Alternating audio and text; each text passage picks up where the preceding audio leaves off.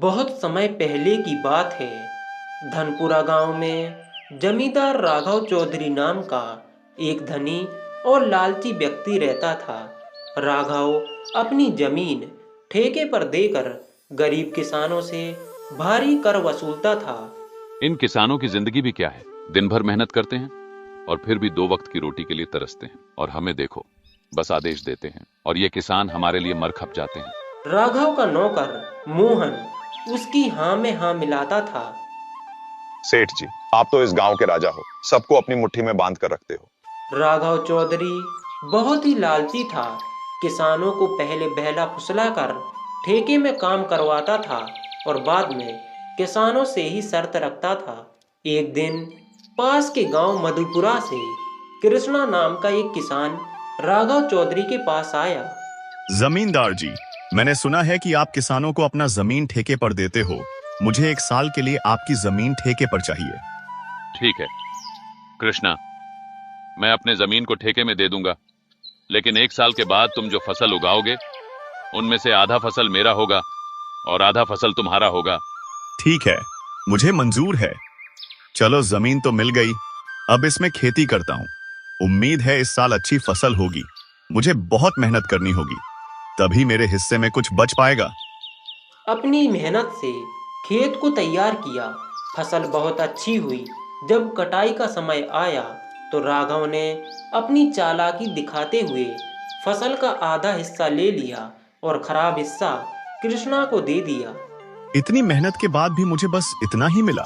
ऐसी जिंदगी से तो अच्छा मर जाना।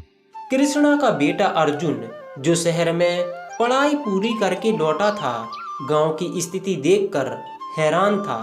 पिताजी, ये सब क्या हो रहा है? हमारे गांव के किसान इतनी मेहनत के बावजूद इतने गरीब क्यों हैं? कृष्णा ने अर्जुन को गांव के हालात और जमींदार राघव की लालची की कहानी बताई। अर्जुन ने प्रण लिया कि वह राघव को सबक सिखाएगा। अर्जुन ने राघव के पास जाकर कहा, जमींदार जी, इस बार मैं खेती करूंगा, मुझे ठेके पर जमीन दीजिए। ठीक है, लेकिन इस बार फसल का ऊपर का हिस्सा मेरा होगा और नीचे का हिस्सा तुम्हारा। मुझे मंजूर है। अर्जुन ने गेहूं की बजाय आलू की फसल लगाई। जब फसल तैयार हुई तो राघव को ऊपर का हिस्सा यानी सिर्फ पत्तियां मिली। अरे ये क्या, तुमने तो मुझे बेवकूफ बना दिया। जमींदार जी, ये तो आपकी ही शर्त थी, ऊपर का हिस्सा आपका, नीचे का मेरा। राघव ने गुस्से में कहा, इस बार मैं शर्त बदलता हूँ, नीचे का हिस्सा मेरा होगा और ऊपर का तुम्हारा। मुझे मंजूर है। इस बार अर्जुन ने गेहूं की फसल लगाई। फसल तैयार हुई और राघव को सिर्फ जड़ें मिली। अरे ये क्या, फिर से बेवकूफ बना दिया। जमींदार जी, ये भी आपकी ही शर्त थी। राघव ने इस बार नई शर्त रखी। इस बार ऊपर और नीचे का हिस्सा मेरा होगा और बीच का हिस्सा तुम्हारा। मुझे मंजूर है। अर्जुन ने गन्ने की फसल लगाई। जब फसल तैयार हुई तो राघव को गन्ने की सूखी पत्तियां और जड़ें मिली, जबकि अर्जुन ने बीच का हिस्सा यानी गन्ने का मीठा हिस्सा अपने पास रख लिया। अरे ये तो हद हो गई, तुमने मुझे फिर से बेवकूफ बना दिया। जमींदार जी, ये भी तो आपकी ही शर्त थी। आपने खुद कहा था, इस बार ऊपर और नीचे का हिस्सा मेरा होगा और बीच का हिस्सा तुम्हारा। अर्जुन की समझदारी से राघव को अपनी गलती का एहसास हुआ। अर्जुन, तुमने मेरी आंखें खोल दी। अब से मैं किसानों के साथ न्याय करूंगा और उनकी मेहनत का सही मूल्य दूंगा।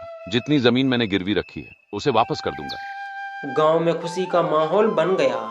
अर्जुन ने अपनी बुद्धि से न सिर्फ अपने परिवार को बल्कि पूरे गांव को जमींदार के शोषण से बचा लिया।